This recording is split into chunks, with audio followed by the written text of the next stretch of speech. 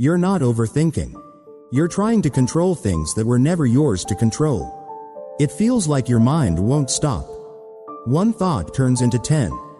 10 turns into 100. And suddenly, something small becomes something overwhelming. A simple message becomes a problem. A delay becomes rejection. A mistake becomes proof that you're not enough. So you think more, and more, and more. Because deep down, you believe if you just think long enough, you'll find certainty. You'll find control. You'll finally feel at peace. But that peace never comes. Instead, your mind gets louder, more aggressive, more demanding. It keeps asking questions with no answers. It keeps creating scenarios that never happen. It keeps pulling you away from the present moment. And without realizing it, you're no longer living your life. You're trapped inside your own head. This is where most people get it wrong. They try to stop thinking. They try to silence their mind. They try to force calm. But that only makes it worse. Because the problem is not that you think too much. The problem is that you're thinking about the wrong things. The Stoics understood this thousands of years ago. Marcus Aurelius once wrote, "You have power over your mind, not outside events." But most people live the opposite way. They try to control the outside world, while their mind controls them. And that is why they suffer. But there is another way. A way to step out of the noise. A way to regain control. A way to finally quiet the chaos inside your head. If this feels familiar, stay with me. Overthinking doesn't start because you think too much. It starts because something in your life feels uncertain. There's a gap between what is happening and what you wish would happen. And your mind tries to close that gap. It starts asking questions. What if this goes wrong? What if they lose interest? What if I fail? What if I'm not good enough? At first, this feels like intelligence, like awareness, like control. But it's not. It's fear, disguised as thinking. Because the truth is, your mind is not trying to solve the problem. It's trying to eliminate uncertainty. And that's something it can never do. So it keeps going. Loop after loop. Scenario after scenario. You replay conversations that already ended. You imagine outcomes that haven't happened. You create problems that don't even exist. And each time you do this, your brain tells you the same lie. Just think a little more, and you'll figure it out. But you never do. Because there is nothing to figure out. You're trying to control things that were never in your control. Other people's opinions. Other people's reactions. The future. The timing of life. And the more you try to control them, the more anxious you become. This is the hidden mechanism behind overthinking. It's not a lack of clarity. It's an addiction to control. Your mind believes that thinking equals safety. That analyzing equals protection. That worrying equals preparation. But in reality, it's doing the opposite. It's draining your energy. It's stealing your focus. It's pulling you away from the only place where life actually happens, the present moment. And the worst part is, it feels productive.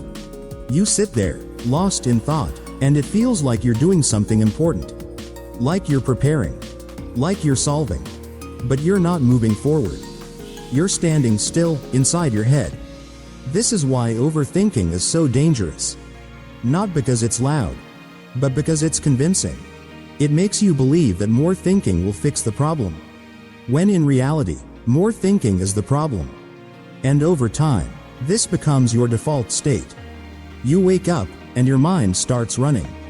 You go through your day, and it never stops. You try to rest, and it gets even louder. There is no silence. No space. No peace. Just constant mental noise. And eventually, you start to identify with it. You say, "This is just how I am. I'm an overthinker. My mind has always been like this." But that's not true. You were not born this way. This is something you learned. A pattern. A habit. A way of responding to uncertainty. And anything that is learned can be unlearned. But only if you see it clearly. Only if you understand what is really happening inside your mind. Because until you do, you will keep trying to fix overthinking by thinking more. And that is the trap. The Stoics built their entire philosophy on one simple idea. There are things you can control, and things you cannot. Everything in your life falls into one of these two categories.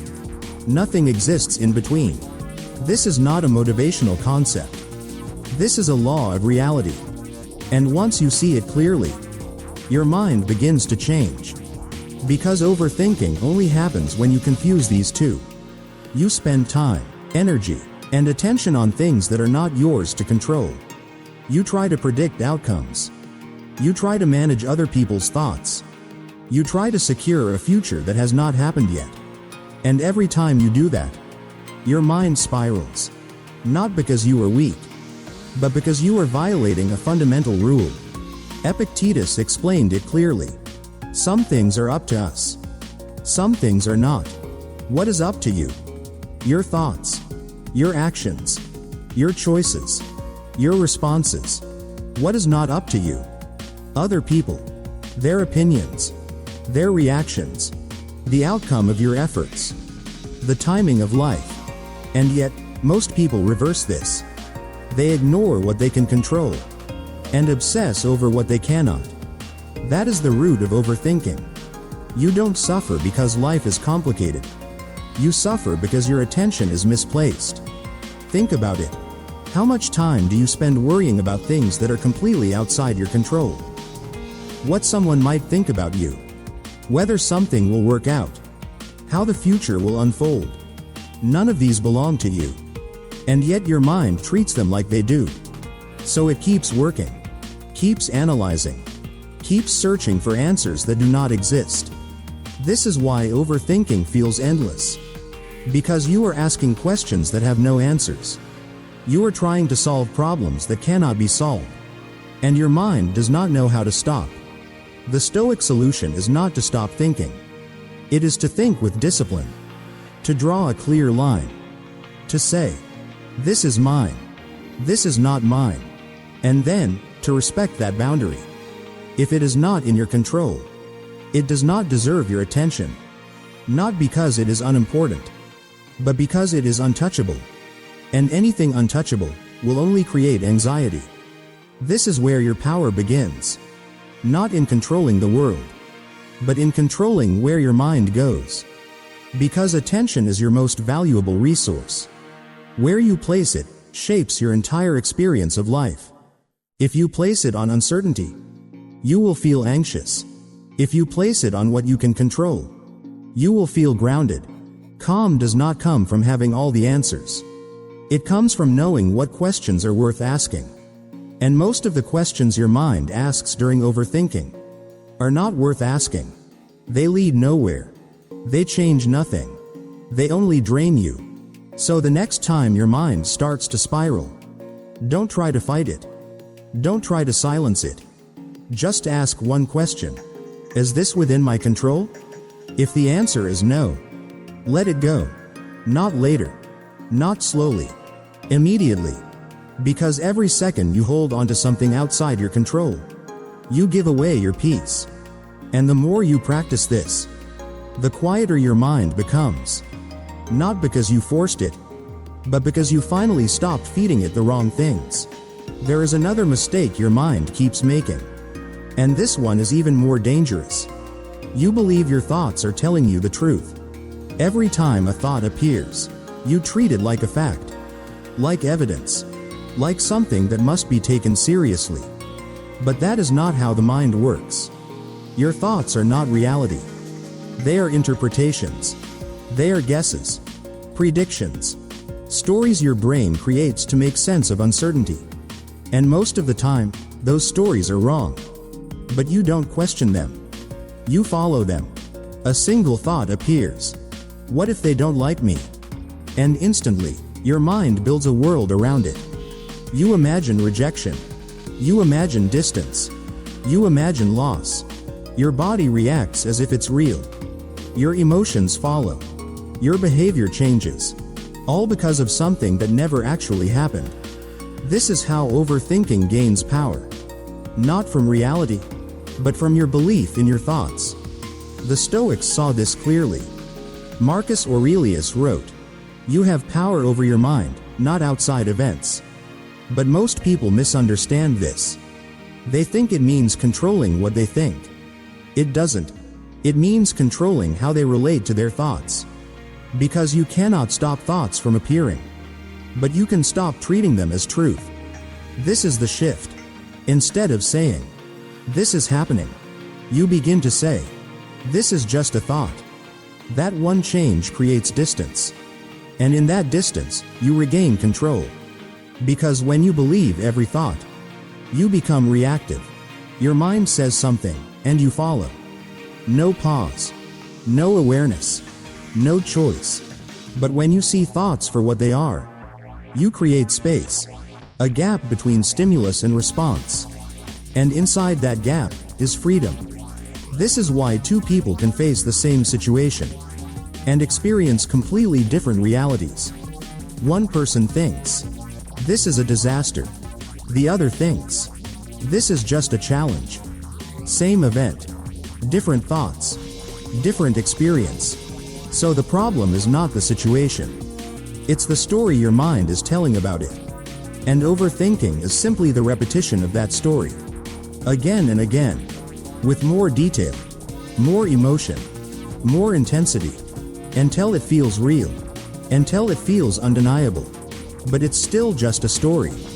And the more you believe it, the deeper you fall into it. This is why trying to solve your thoughts doesn't work. Because you're treating them like problems, when they are just mental noise.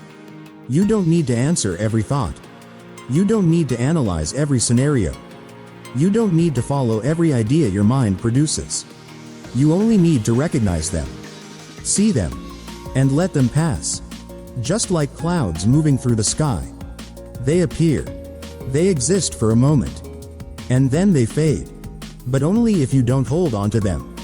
Because the moment you grab a thought, you give it weight. You give it importance. You turn it into something bigger than it is. So the next time your mind says, "What if something goes wrong?" Don't answer it. Don't fight it. Just notice it. And say, "This is just a thought. Nothing more." And when you stop believing every thought, your mind loses its ability to control you. Not because it became silent, but because you stop listening blindly. You can know every Stoic principle. You can agree with every idea, and still be trapped in overthinking. Because the mind does not change through knowledge. It changes through practice. Small, repeated actions that slowly rewire how you respond. So instead of trying to fix your mind all at once, you focus on simple systems. Things you can actually do in real time when overthinking begins. The first practice is awareness. Not control. Not suppression. Just awareness. When a thought appears, you don't immediately follow it. You notice it. You catch it in the moment. And you label it. This is a thought. Not a problem. Not a truth. Just a thought. That alone creates separation. Because you are no longer inside the thought. You are observing it. And that shift is powerful. The second practice is delay. Your mind wants instant reaction. It throws a thought at you and expects you to respond immediately. But you don't have to. You can pause.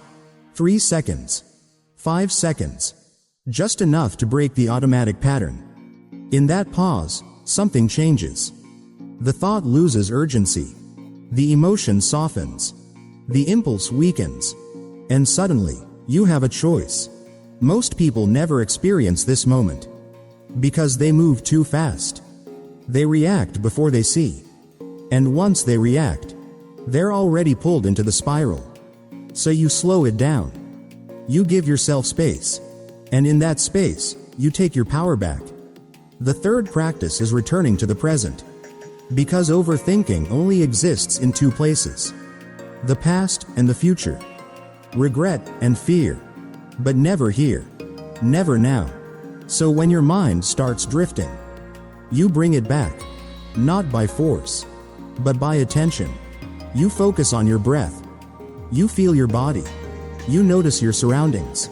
Simple things, but real things. Things that are actually happening. And as your attention returns to the present, the noise begins to fade. Not instantly, but gradually, like a storm losing strength. This is how you calm the mind. Not by fighting it, but by grounding it. If you're still here, this is where everything changes. Because these practices are not theory. They are tools. And the more you use them, the stronger they become. At first, you will forget. Your mind will pull you back into old patterns. You will get lost in thought again. That's normal. That's part of the process. The goal is not perfection. The goal is awareness. Each time you notice, each time you pause, each time you return, you are training your mind. You are building control. And over time, something shifts. The thoughts are still there, but they don't hit as hard. They don't last as long. They don't control you the way they used to. Because you are no longer reacting automatically. You are choosing. And that is the difference between a restless mind and a disciplined one. Not silence, but control. Not emptiness, but clarity. And once you experience that, even for a moment, you realize something important. Peace was never about stopping your thoughts. It was about changing your relationship with them. There is a deeper truth most people don't want to face. You are not suffering because of what is happening. You are suffering because of what you imagine is happening. And that difference changes everything. Because imagination feels real, your body doesn't know the difference. Your emotions don't question it. Your mind reacts as if the threat is already here. So when you imagine failure, you feel anxiety. When you imagine rejection, you feel pain. When you imagine something going wrong, your entire system prepares for it. But nothing has actually happened. This is the quiet tragedy of overthinking. You live through problems that don't exist, and you suffer as if they do. Seneca saw this clearly. We suffer more in imagination than in reality. Not sometimes. Not occasionally. More. That means most of your stress, most of your anxiety, most of your mental exhaustion is self-created. Not intentionally, but habitually. Your mind is trying to protect you. It scans for danger. It predicts outcomes. It prepares you for the worst. But it goes too far. It doesn't just prepare you. It traps you. Because instead of facing reality, you are constantly reacting to possibilities. And possibilities are endless. There is always another what if, another scenario, another fear. That is why overthinking never ends. Not because life is complicated, but because imagination has no limits. And if you follow it blindly, it will take you everywhere except the present. This is where the Stoics made a critical shift. They didn't try to eliminate imagination. They disciplined it. They refused to suffer from things that had not happened. They refused to carry pain that did not exist. They brought their attention back to what is real. What is happening now? What is in front of them? What can actually be acted on? And everything else, they let go. Not because it was easy, but because it was necessary. Because every imagined problem you hold onto becomes a real weight on your mind. Every scenario you replay drains your energy. Every fear you entertain takes you further away from peace. So the question is not, how do I stop overthinking? The real question is, why am I choosing to suffer for something that isn't real? And once you see that clearly, something shifts inside you. Not instantly, but deeply. You begin to catch yourself. You begin to notice when your mind drifts into imagination. And instead of following it, you step back. You return to reality. And in that return, there is relief. Not because life became easier, but because you stopped making it harder than it already is. Understanding gives you clarity. Practice gives you control. But without a system, nothing lasts. Because your mind will always return to what is familiar. old patterns, old reactions, old habits of thinking. So if you want real change, you don't rely on motivation. You build structure, simple actions, repeated every day, that keep your mind grounded. The first moment that matters is the morning. Before the world reaches you. Before notifications. Before noise. Your mind is quiet. And what you do in that moment sets the tone for everything that follows. Instead of reaching for your phone, you pause. Just for a minute. You take a breath. You sit with stillness. You remind yourself of one thing. Today, I will focus only on what I can control. That intention is small, but it creates direction. Because without direction, your mind drifts. And once it drifts, it goes back to overthinking. The second moment is during the day. This is where awareness becomes real. Because this is where your mind will be tested. A message triggers you. A situation feels uncertain. A thought appears out of nowhere. This is your opportunity. Not to react, but to notice. You catch the thought. You label it. You pause. Just like you practiced. And then you choose. Do I follow this? Or do I let it go? Most people never ask this question. They just react. But this one moment changes everything. Because each time you choose not to follow the thought, you weaken the pattern. And each time you return to the present, you strengthen control. The final moment is at night. Not to judge yourself. Not to criticize. But to reflect. You look back at your day. Where did your mind drift? Where did you lose control? Where did you stay present? No pressure. No guilt. Just awareness. Because awareness is what creates improvement. And over time, you begin to see patterns. You begin to understand your triggers. You begin to recognize the exact moments where overthinking starts. And once you see that clearly, you stop it earlier. Not after the spiral, but before it even begins. This is how you build a calm mind. Not through one big change, but through small, consistent corrections. Day after day, moment after moment, until something shifts. Not in your environment, not in other people, but in you.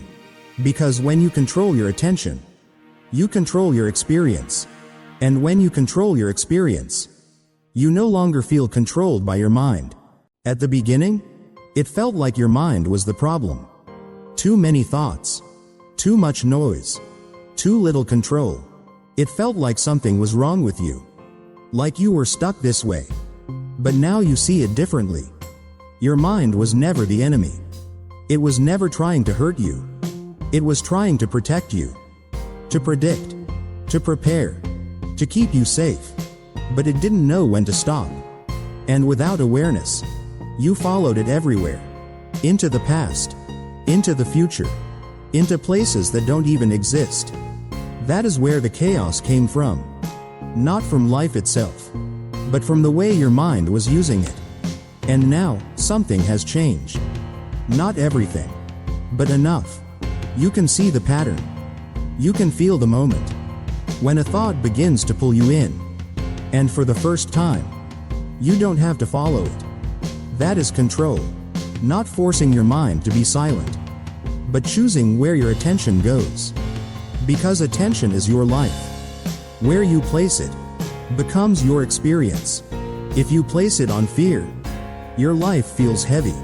If you place it on uncertainty, your life feels unstable. But if you place it on what is real, on what is here, on what you can actually do, something changes. Things slow down. Your breathing softens. Your body relaxes. And your mind finally has space. Not because the world became easier, but because you stopped trying to carry everything. You stopped holding on to things that were never yours to hold. Other people's opinions, future outcomes, imagined problems. You let them go. And in that release, there is peace. Quiet. Stable. Unshaken. This is what the Stoics understood. Control your mind, and you control your life. Not perfectly, not completely, but enough to live without constant noise. Enough to think clearly, to act calmly, to move forward without being pulled in every direction. The world will always be unpredictable. People will change. Situations will shift. Life will remain uncertain. But your mind doesn't have to follow that chaos. It can stay grounded. It can stay steady. It can stay yours. So the next time your thoughts start racing, don't fight them. Don't chase them. Just step back. And remember, not every thought deserves your attention. Not every scenario deserves your energy. Not everything deserves a place in your mind. And the moment you realize that, the noise begins to fade. Not all at once, but enough. Enough to breathe. Enough to think. Enough to live.